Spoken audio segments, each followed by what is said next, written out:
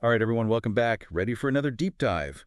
This week, uh, well, the algorithm seems to be fixated on, let me see, political theater, some tech shenanigans, and those heartwarming stories that kind of remind us that humanity isn't a total disaster, at least not yet.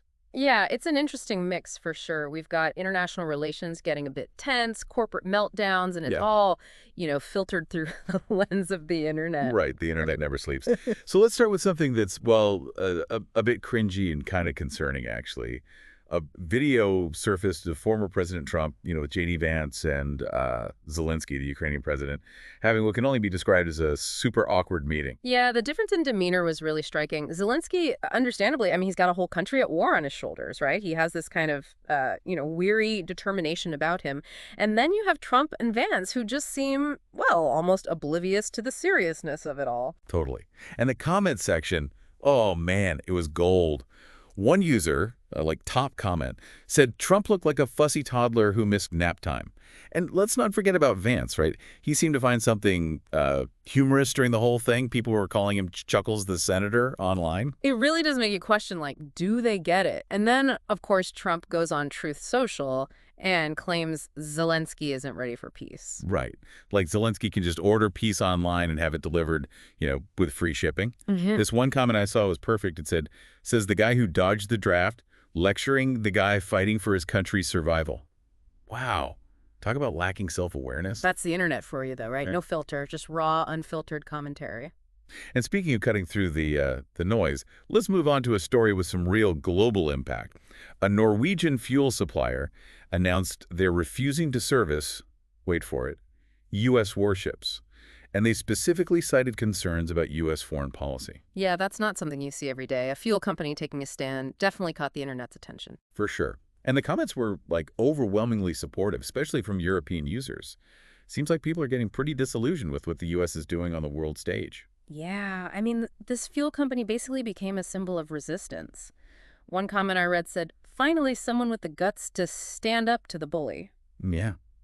And they didn't just make some vague statement. They specifically called out that Trump-Zelensky meeting, said it was the biggest shit show ever presented live on TV. Ouch, that's gotta sting. Right. Pretty epic burn.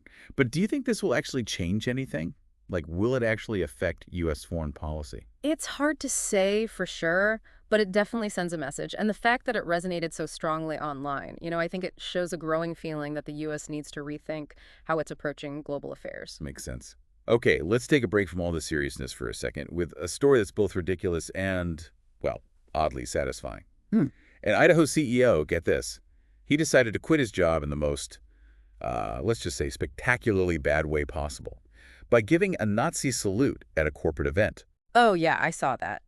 The irony is just too much. Someone who's supposedly against, woke culture, choosing a symbol of hate and oppression to make his exit. Oh, the internet had a field day with that one. Yeah. The memes were incredible. Someone said, when you're tired of your DEI-infested workplace and just want to go full Third Reich, and there were tons of jokes about him applying for a job with, well, you know who. Yeah, but jokes aside, there's a serious point here. This whole incident and the backlash that followed, it shows there are still some lines you just can't cross, even online. Yeah, it's like society was like, nope, not having, which honestly is a good sign, right? Absolutely.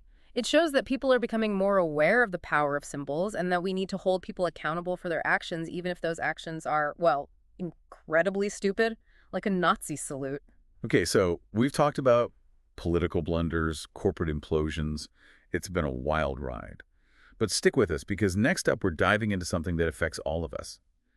The ever-evolving, sometimes baffling relationship between humans and technology. And trust me, the stories we've got lined up will make you wonder if we're really in control of our digital creations or if they're slowly becoming our overlords.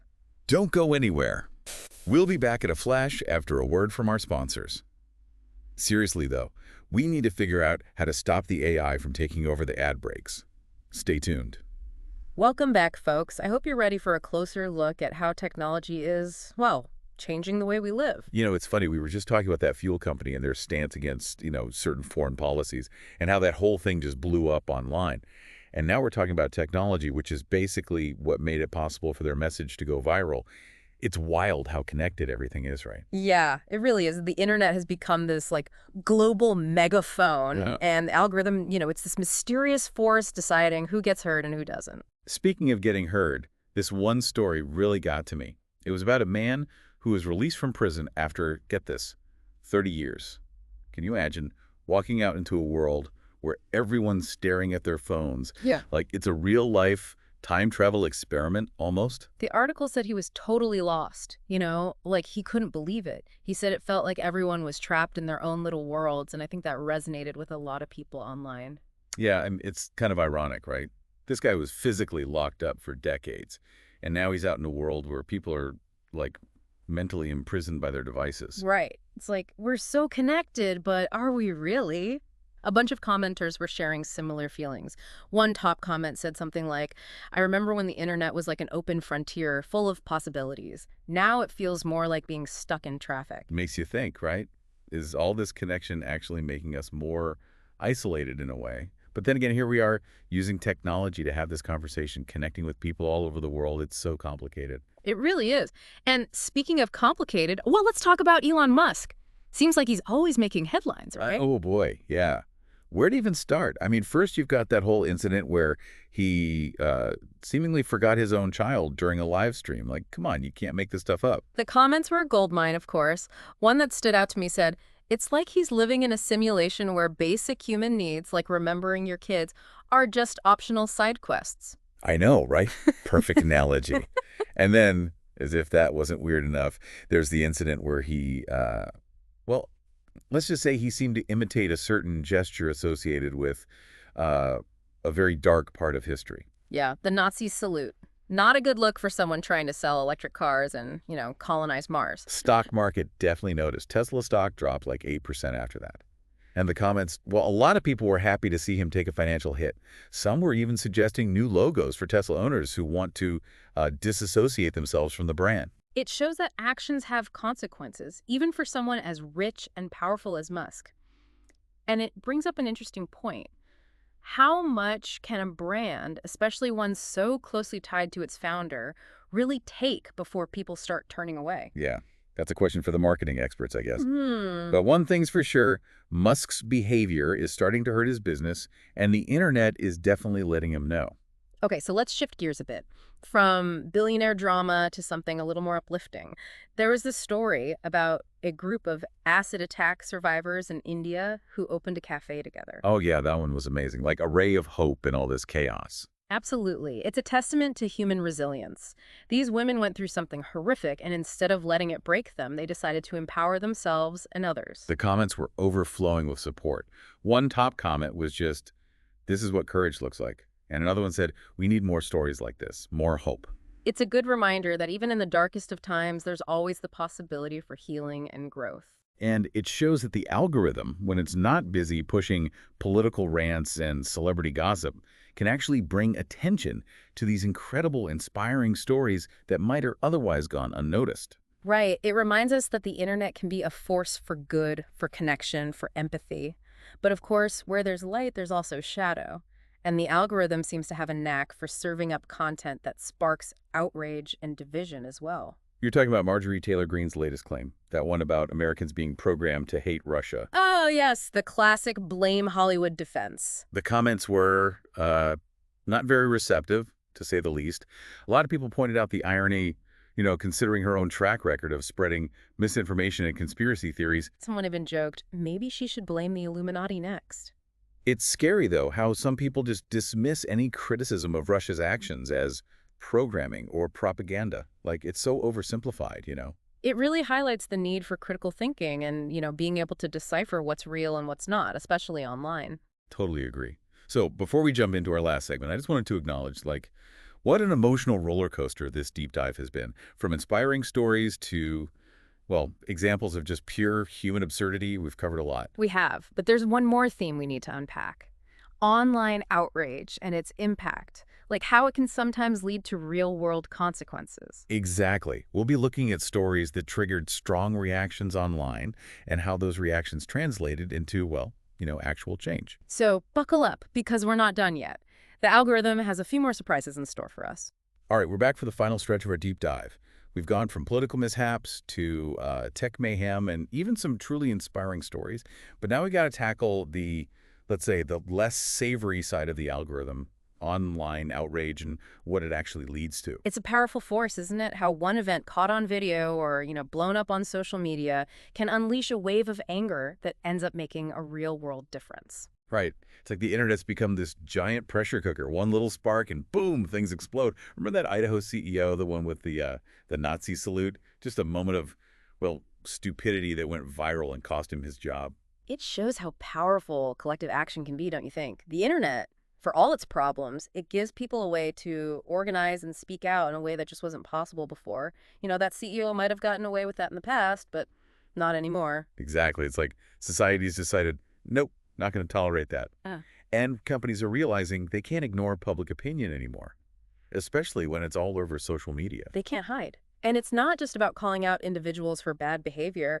We're seeing online outrage fuel bigger conversations about corporate responsibility, social justice, even how politicians behave. Like that story we talked about earlier with the Norwegian fuel company refusing to service U.S. warships. That went viral and got people all over the world talking about U.S. foreign policy. It's amazing how a small act of defiance can turn into a global symbol of resistance. It shows the power of symbols, of stories, especially in the digital age. And there's this growing feeling that the old systems of power, they just don't work anymore. People are finding ways to make their voices heard, and the internet is a big part of that. But there's always another side to the coin. With all this power comes, well, the risk of things going too far. Mob mentality, misinformation, and losing the ability to have, actual nuanced discussions. You're absolutely right. We've seen cases where online outrage has led to innocent people getting attacked, harmful conspiracy theories spreading, and even, silencing people who have different opinions. It's a double-edged sword, that's for sure. It raises some tough questions, doesn't it? How do we use this power for good while avoiding the bad stuff? How do we make sure online activism actually leads to real change and not just, a temporary burst of anger? Big questions, and there are no easy answers. It takes critical thinking, being able to filter what's real and what's not, and being willing to have those tough conversations, even when they're uncomfortable. It's so true. And it all comes back to being aware of how the algorithm works. Right. Understanding how it shapes what we see, what stories get amplified, and how it might limit us from seeing other perspectives. Yeah, it's like we're all in this giant game of chess, but our opponent is invisible. We need to learn the rules, understand the algorithm's biases, and figure out how to play the game in a way that reflects what we believe in. It's a challenge, no doubt, but it's also a huge opportunity. The internet has given us this incredible tool to communicate and connect. It's our responsibility to use it wisely, to build understanding, to hold those in power accountable, and to work towards creating a better world. That's a great way to put it, and it reminds us that in the end, we're not controlled by the algorithm. We have the power to shape it. Couldn't have said it better myself. Well, folks, that's all for this week's Deep Dive. Thanks for sticking with us on this wild ride through the world of news and online commentary. Keep that curiosity alive, stay informed, and most importantly, stay engaged.